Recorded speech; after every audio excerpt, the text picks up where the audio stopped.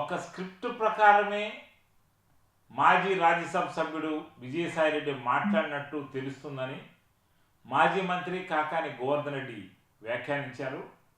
ఆయన కలిసిన విలేకరులతో మాట్లాడారు. ఈ సందర్భంగా ఆయన మాట్లాడుతూ రాజ్యసభ సభ్యత్వానికి రాజీనామా చేసినప్పుడు అది కూటమికి చెందుతుందని తెలిసినప్పుడు కావాలని రాజీనామా చేసినట్టుగా ఉందని, ఈరోజు మాట్లాడుతున్న తీరును బట్టి రాష్ట్ర వ్యాప్తంగా యువత పోరు సక్సెస్ అయిన నేపథ్యంలో అటెన్షన్ డైవర్షన్లో భాగంగా చంద్రబాబు స్క్రిప్ట్ ప్రకారమే విజయసాయిరెడ్డి మాట్లాడినట్టు తెలుస్తుందని ఆయన పేర్కొన్నారు.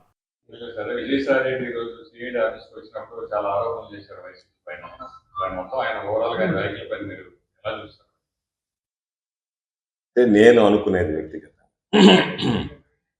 చంద్రబాబు నాయుడు గారికి డైవర్షన్ పాలిటిక్స్ అనేటువంటిది వెనతో పెట్టినటువంటి విద్య కాబట్టి అందులో భాగంగానే ఈరోజు డైవర్షన్ పాలిటిక్స్కి సంబంధించి ఆయన మాట్లాడాడేమోనని నాకు అనుమానం కలుగుతుంది.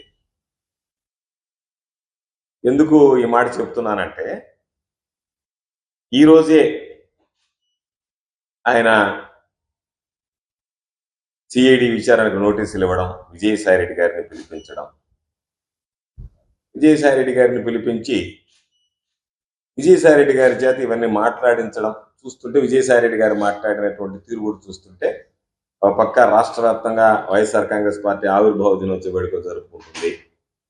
అదేవిధంగా యువత పోరు పేరుతో ఈరోజు కలెక్టరేట్కి వెళ్ళి వినతి పత్రాలు సమర్పించడానికి ర్యాలీలు నిర్వహించింది. ఆ ర్యాలీలన్నీ కూడా ఈరోజు బ్రహ్మాండంగా జయప్రదమయ్యాయి. కాబట్టి దాన్ని నిఘా వర్గాల ద్వారా ముందుగానే పసిగట్టినటువంటి చంద్రబాబు ఈరోజు ఈ ప్రభుత్వం మీద వ్యతిరేకత ఉంది. కాబట్టి ప్రజలు, విద్యార్థులు, యువత, తల్లిదండ్రులు పెద్ద ఎత్తున హాజరవుతారు. దాని నుంచి ప్రజల దృష్టి పక్కకు మరల్చడానికే ఈరోజు సిఐడి ద్వారా నోటీసులు ఇవ్వడం, దానికి సంబంధించి విజయసాయిరెడ్డి గారు నేను వ్యవసాయం చేసుకుంటాను, రాజకీయాలను వదిలేస్తానని చెప్పినటువంటి వ్యక్తి రాజకీయ వ్యాఖ్యలు చేయడం, దాంతోపాటు జగన్మోహన్ రెడ్డి గారు క్వార్టర్ని గురించి మాట్లాడి, ఇవన్నీ చూస్తే చంద్రబాబు నాయుడు డైవర్షన్ పాలిటిక్స్ లో భాగంగానే సాయన్న ఆ విధంగా మాట్లాడాడేమో అని నాకు అనిపించింది.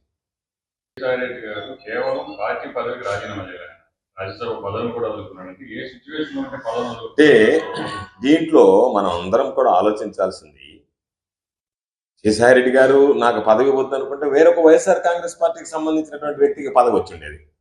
ఆయన 6 సంవత్సరాలు వైఎస్ఆర్ కాంగ్రెస్ పార్టీ రాజ్యసభ సభ్యుడిగా కొనసాగి ఉండేవాడు. నేను ఉంటాను అని చెప్పి ఆకాంక్ష వెలుగుచ్చి రాజ్యసభ తీసుకున్న తర్వాత ఆ పార్టీ నాయకుడికి సంబంధించినటువంటి అభిప్రాయాలకు భిన్నంగా ఈరోజు మరలా అది వైఎస్ఆర్ కాంగ్రెస్ పార్టీకి రాదు ఆ రాజ్యసభ సీటు అని తెలిసి ఆయన రాజీనామా చేయడం వెనక ఆంతర్యం ఏమిటనేటువంటిది కూడా మనం అర్థం చేసుకోవాల్సినటువంటి పరిస్థితి. ఎందుకంటే ఈ పార్టీకి మేలు చేసేటువంటి ప్రయత్నమా లేదా పార్టీకి కీడు చేసేటువంటి ప్రయత్నం? ఎందుకంటే సాయన్న రాజీనామా చేసినప్పుడు అందరం బాధపడ్డాం, కానీ ఈరోజు పరిస్థితులు భిన్నంగా కనిపిస్తున్నాయి. సాయన్న వ్యవహారం కానీ, సాయన్న మాట్లాడడం కానీ, ఆయన బయటకు వచ్చినటువంటి పరిస్థితుల్లో ఈరోజు నేను స్పష్టంగా అడుగుతున్నా సాయన్ని, ఆ రోజు సాయన్న తీసుకోకపోయి ఉంటే మరొకరు రాజ్యసభకి ఎంపికై ఉండేవాళ్ళు. ఈరోజు మిగతా రాజ్యసభ సభ్యులు ఏ విధంగా ఉన్నారో వాళ్ళతో పాటు విధేయులుగా ఉండేటువంటి వాళ్ళేమో దానికి సంబంధించినటువంటి దాంట్లో. కాబట్టి రాజ్యసభ పదవి తీసుకుని మరలా తిరిగి వైఎస్ఆర్ కాంగ్రెస్ పార్టీకి అది రాదు, కూటమికి మేలు జరుగుతుందని ఆ రోజు ఆయనే చెప్పి, రాదు కూటమికి మేలు జరుగుతుంది, అయినా సరే రాజకీయాల నుంచి నేను విరమణ చేయాలని చెప్పి నిర్ణయం తీసుకున్నాను ప్రకటించడం జరిగింది. దాని వెనుక కూడా ఈ రోజు ఆయన చేసినటువంటి వ్యాఖ్యలని ఒకసారి పరిశీలిస్తే ఏదన్నా గూడు పుటాని ఉందేమో, ఇది ముందస్తు ప్రణాళికలో భాగమేమో అనేటువంటి అనుమానాలు వచ్చేటువంటి పరిస్థితి. అంటే రఘురామకృష్ణరాజు గారికి మాకు మధ్య ఏమీ పొలం తగాదాలు లేవు, ఆస్తి తగాదాలు లేవు, రాజకీయపరమైనటువంటి విభేదాలు. వైఎస్ఆర్ కాంగ్రెస్ పార్టీలో గెలిచిన తర్వాత రఘురామకృష్ణరాజు ఆ పార్టీకి రాజీనామా చేయకుండా ఆ పార్టీలో ఉంటూ మా పార్టీని సంబోధిస్తూ ఏ విధంగా వ్యవహరించాడు అనేటువంటిది ప్రతి ఒక్కరికి తెలిసినటువంటి విషయం. దాని వెనుక కూడా ఈ రోజు ఆయన చేసినటువంటి వ్యాఖ్యలని ఒకసారి పరిశీలిస్తే ఏదన్నా గూడు పుటాని ఉందేమో, ఇది ముందస్తు ప్రణాళికలో భాగమేమో అనేటువంటి అనుమానాలు వచ్చేటువంటి పరిస్థితి. అంటే రఘురామకృష్ణరాజు గారికి మాకు మధ్య ఏమీ పొలం తగాదాలు లేవు, ఆస్తి తగాదాలు లేవు, రాజకీయపరమైనటువంటి విభేదాలు. వైఎస్ఆర్ కాంగ్రెస్ పార్టీలో గెలిచిన తర్వాత రఘురామకృష్ణరాజు ఆ పార్టీకి రాజీనామా చేయకుండా ఆ పార్టీలో ఉంటూ మా పార్టీని సంబోధిస్తూ ఏ విధంగా వ్యవహరించాడు అనేటువంటిది ప్రతి ఒక్కరికి తెలిసినటువంటి విషయం. అటువంటి రఘురామకృష్ణరాజుతో మాకేమీ విభేదాలు లేవు, రాజకీయపరమైనటువంటి విభేదాలు, వ్యక్తిగతమైనటువంటి విభేదాలు ఏమి లేవు. ఆ రోజు రఘురామకృష్ణరాజు గురించి విమర్శించినటువంటి వాళ్ళలో, మాట్లాడినటువంటి వాటిలో విజయసాయిరెడ్డి గారు కూడా ఒకడు. అయితే ఈరోజు అటువంటి వ్యక్తికి వెంటనే, అంటే అధికారం కోల్పోయినటువంటి వెంటనే ఈరోజు ఆయనకి ఇల్లు అద్దెకిచ్చాడు. ఆయన ఉన్నటువంటి ఇల్లు రఘురామకృష్ణరాజు గారికి అద్దెకిచ్చాడు. దాని ఆంతర్యం ఏమిటి అంటే, పైకి మేము విరోధులం అన్నట్టుగా నటిస్తూ లోపల లోపల మీరు ఏమన్నా స్నేహితం చేశారనేటువంటి అనుమానం కలుగుతుంది. నేను స్పష్టంగా అడుగుతున్నా సాయిని, ప్రతి ఒక్కరూ గమనించాల్సిందేంటి, 2024లో తిరిగి వైఎస్ఆర్ కాంగ్రెస్ పార్టీ ఆంధ్ర రాష్ట్రంలో అధికారంలోకి వచ్చి ఉంటే, జగన్మోహన్ రెడ్డి గారు ముఖ్యమంత్రి అయి ఉంటే, విజయసాయి రెడ్డి గారు పార్టీని విడిచిపోయి ఉండేవాడా? వెళ్ళడు కదా, వెళ్ళేవాడు కాదు కదా.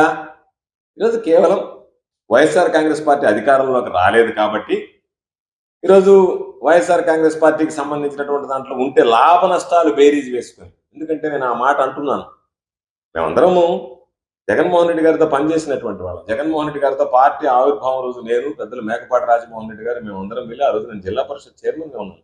వైఎస్ఆర్ కాంగ్రెస్ పార్టీ ఈ రోజు 15 సంవత్సరాలు అయింది ఆవిర్భావించి. ఆ రోజు 2011 మార్చి 12వ తేదీ మహానేత రాజశేఖర రెడ్డి గారి విగ్రహానికి నివాళులర్పించి అక్కడ ఆయన జెండాను ఆవిష్కరించి పార్టీని ప్రకటించడం జరిగింది. ఆ రోజు నుంచి మేము పార్టీలో ఉన్నాం. మాకన్నా ముందు నుంచి పార్టీలో ఉన్నటువంటి వాడు, మాకు ముందు నుంచి అనుబంధ సంబంధాలు కలిగినటువంటి వాడు. అందుకనే జగన్మోహన్ రెడ్డి గారికి మేము అందరం అనుకునేవాళ్ళం, వైఎస్ఆర్ కాంగ్రెస్ పార్టీ పట్ల, జగన్మోహన్ రెడ్డి గారి పట్ల విధేయతని కానీ, సాయాన్ని విధేయతని కానీ, చిత్తశుద్ధిని కానీ ఎవ్వరూ శంకించలేము అనుకునేటువంటి వాళ్ళం. మేము మా 15 సంవత్సరాల్లో ఆత్మసాక్షిగా చెప్తున్నాం, ఏమి ఎవరిగో ఆత్మని చంపుకునో లేకపోతే ఏదో ఒకటి చేయాల్సినటువంటి పని లేదు. ఏ రోజు కూడా మేము ఈ పార్టీలు ఎందుకు చేరామని కానీ, జగన్మోహన్ రెడ్డి గారి నాయకత్వం ఎందుకు పనిచేస్తున్నాం అనేటువంటి భావన నాకే కాదు, నాతో పాటు పనిచేసేటువంటి చాలా మందికి కలగలేదు. మేము శాసనసభ్యులమయ్యాం, మంత్రులమయ్యాం, రాజ్యసభ సభ్యులైనా, సాయనైనా మేమందరం జగన్మోహన్ రెడ్డి గారి పుణ్యాన్ని అయినటువంటి వాళ్ళం. జగన్మోహన్ రెడ్డి గారు పదవులు ఇస్తే మేము పొందినటువంటి వాళ్ళం. జగన్మోహన్ రెడ్డి గారి పట్ల ఈ రాష్ట్రంలో మాకంటూ ఒక గౌరవం, గుర్తింపు వచ్చినటువంటి అటువంటి పరిస్థితుల్లో సాయన్న వాటన్నిటికీ భిన్నంగా వ్యవహరించడం అనేటువంటిది ఇది నిజంగా జీర్ణించుకోలేనటువంటి పరిస్థితి.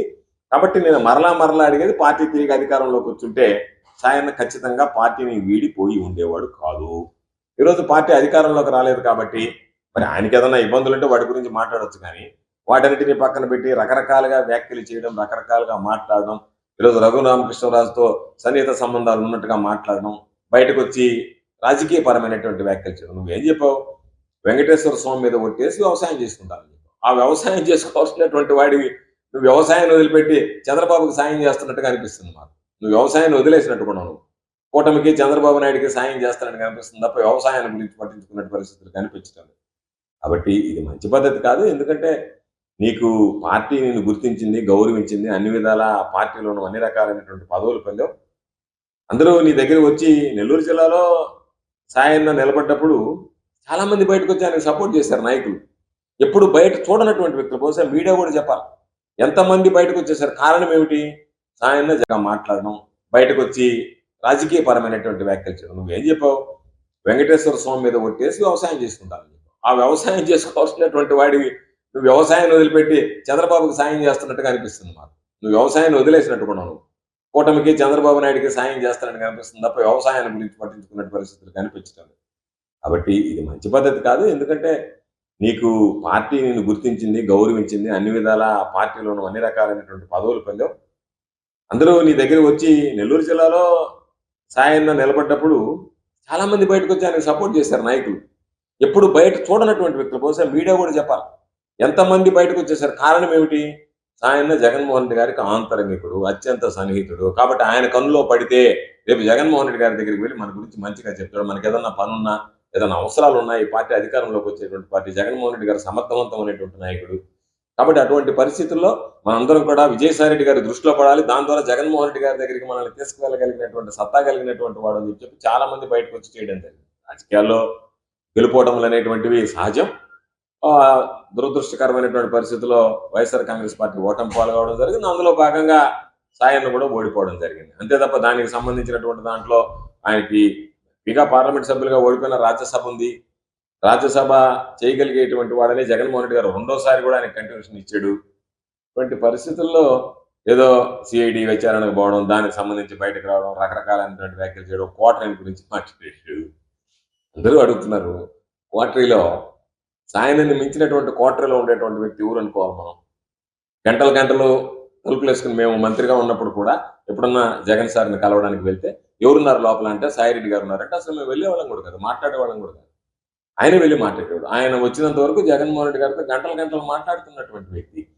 అటువంటి వ్యక్తి రోజు క్వార్టర్ గురించి, క్వార్టర్లో ఉండేటువంటి వాళ్ళు ఎవరు పంపించలేదు, ఎవరు రానివ్వడం లేదు. జగన్మోహన్ రెడ్డి గారు ఉన్న అమ్మాయి కూడా, జగన్మోహన్ రెడ్డి గారు సత్తా కలిగినటువంటి నాయకుడు.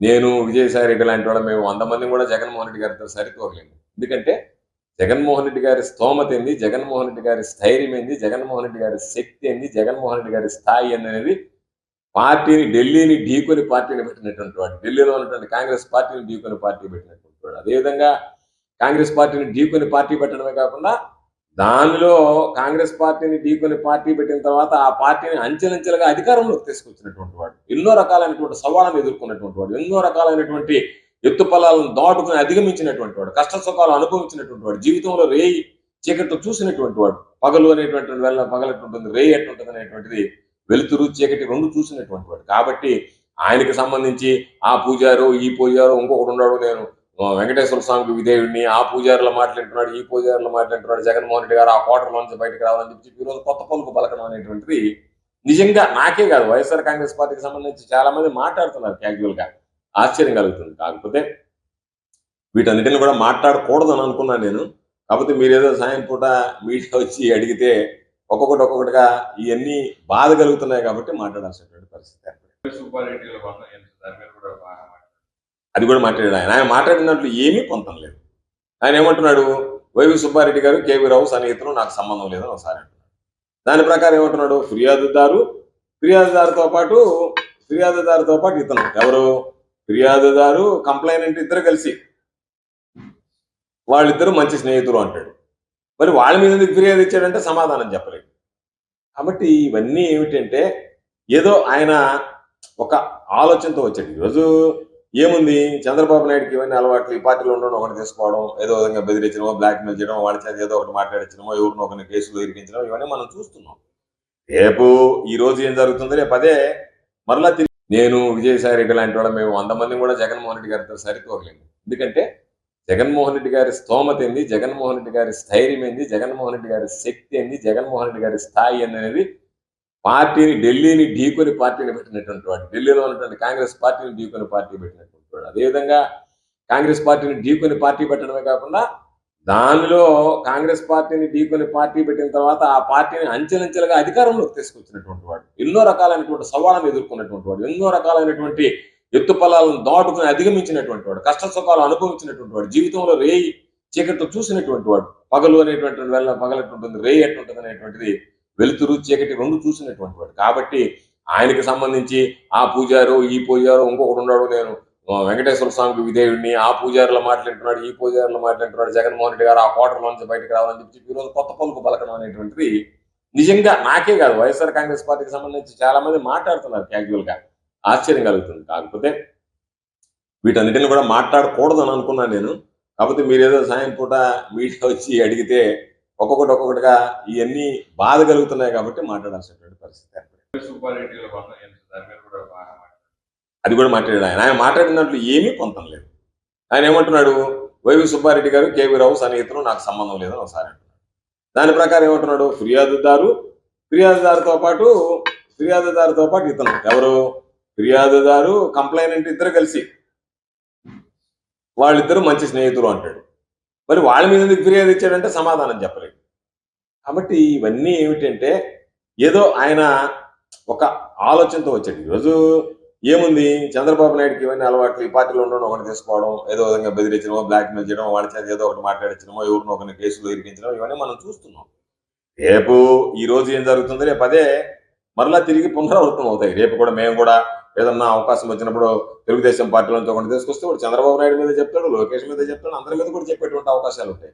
కాబట్టి ఇది ఒక దుష్ట సాంప్రదాయం, ఇది మంచి సాంప్రదాయం కాదు. చంద్రబాబు నాయుడు ఎందుకో ఈసారి ఒక దుష్ట సాంప్రదాయానికి నాంది పలికాడు. ఆయన మాట్లాడేటువంటి మాటలు ఏవి కూడా ఈరోజు బాగలేవు. అందుకని చంద్రబాబు నాయుడు దీని వెనక ఉన్నాడు అని చెప్పకనే ఈరోజు విజయసాయి రెడ్డి గారు మాట్లాడేటువంటి మాటల విధానం మాకు అనిపిస్తుంది. మా భావన ఆ విధంగా ఉంది. దీని వెనక చంద్రబాబు నాయుడు ప్లాన్ స్కెచ్ దాగుందేమోననేటువంటి అనుమానాలకి రేకెత్తించేటువంటి విధంగా తావు కలిగించేటువంటి విధంగా ఈరోజు ఆయన మాట్లాడినటువంటి మాటలు కానీ ఆయన మాట్లాడినటువంటి వాడినటువంటి భాష కానీ